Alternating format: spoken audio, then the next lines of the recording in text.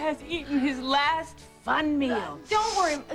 It's gonna be okay. Don't worry. No. There's Josie, Listen, no, there's it's something my that you wedding can wear. day. There is It is something my that you wedding can day. wear. The only other Fix this. dress that I have is a house coat. It's a white house coat with blue tie-dye pockets, which may be an improvement over this psychedelic night.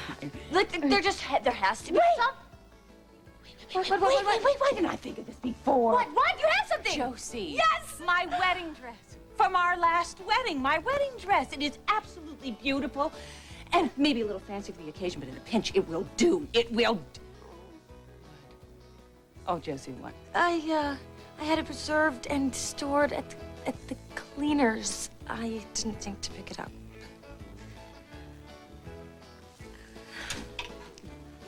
Oh! Okay, I'm sorry. Oh. I don't understand. Why can't you lend Charlene Grandma Margaret's wedding dress? I just can't, John, that's all. Well, it's in your attic, right? Yes, but, well, you know I would help Sharlene if I could. Well, then don't let her walk down the aisle looking like some bad Peter Max poster, not on the most important day of her life. Well, there's something that you don't know, John. There's a piece of my mother's wedding story that, well, I never told you. Well, can't we find out about that after we get the dress? It's about the dress.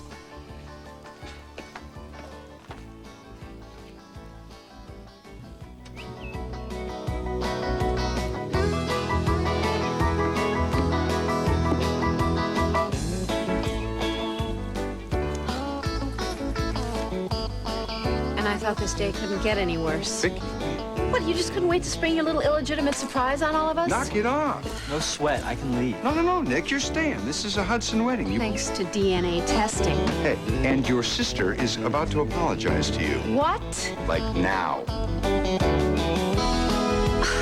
Apologize to this mistake of biology? Victoria, now you knock that off. Nicholas happens to be my son, and whether you knew he was alive or not, or whether you like it or not, don't like he it. happens to be your brother, and you will not insult him. Have I made myself clear? Well, why don't we excuse us? Just excuse us. When he can't talk for himself. What are you doing?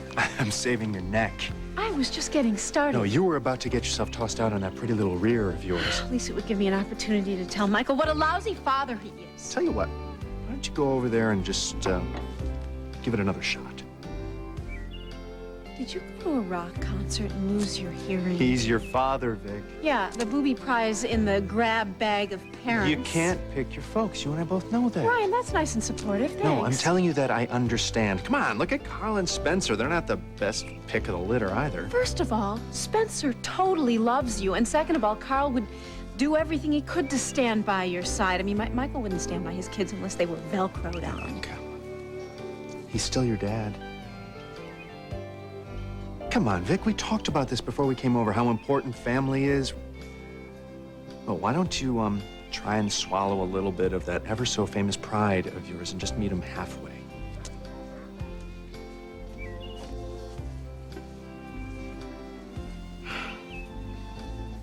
So cute when she's peevish. I'm sorry. I don't like it when things are thrown at me. You know, like stepbrothers. Half-brothers. Fine, half-brothers.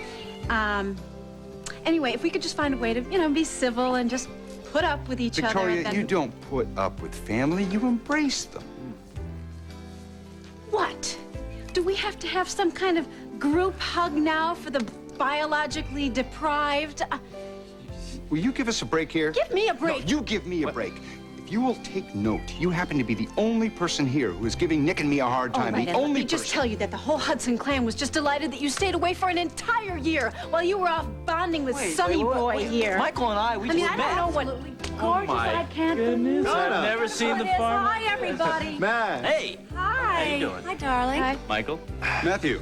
Oh, yeah. Donna, you know Nick? Yes, of course I do. How are you, Nick? I want you to meet my fiance, Matthew Corey. Matthew, this is Nick Terry. Nick, how you doing? Good to see you. So, here we are. So, How are you adapting to life in Bay City? Oh, man. Am I the only one in this entire family who just calls it like they see it? Victoria. excuse me. Kate. Excuse me, I've just got to muzzle my daughter. How you doing? We'll be right How are you? back. Right, yeah, good. Spit it out. What is wrong with that dress? What is it, haunted? Did a flock of blue jays nest in the bustle? What? Wrong part of the dress, dear. Well, come on, I'm completely at a loss here. All right, I give up. Here, we will go over to the attic and we will open up the cedar chest and I will show you. Fine. What do you think? Oh, add these. You'll Ah. Oh, wow. Oh, I'm so glad you have a sense of humor about this. You know, I'll tell you something. It is not what you think. Because if this were the 60s, I'd kick off my shoes, I'd weave some flowers in my hair, and I would be set. Yeah. Too bad you're a couple decades too late. No. No, ma'am. You know what? Come What? here. If it were 20 years ago, your brother wouldn't be here. And though I would like to banish Gregory to his room for life right now, he did this. He did this for me. He sure did. My son wanted me to look beautiful on my wedding day, so he took every magic marker that he had and he colored this every color of the rainbow.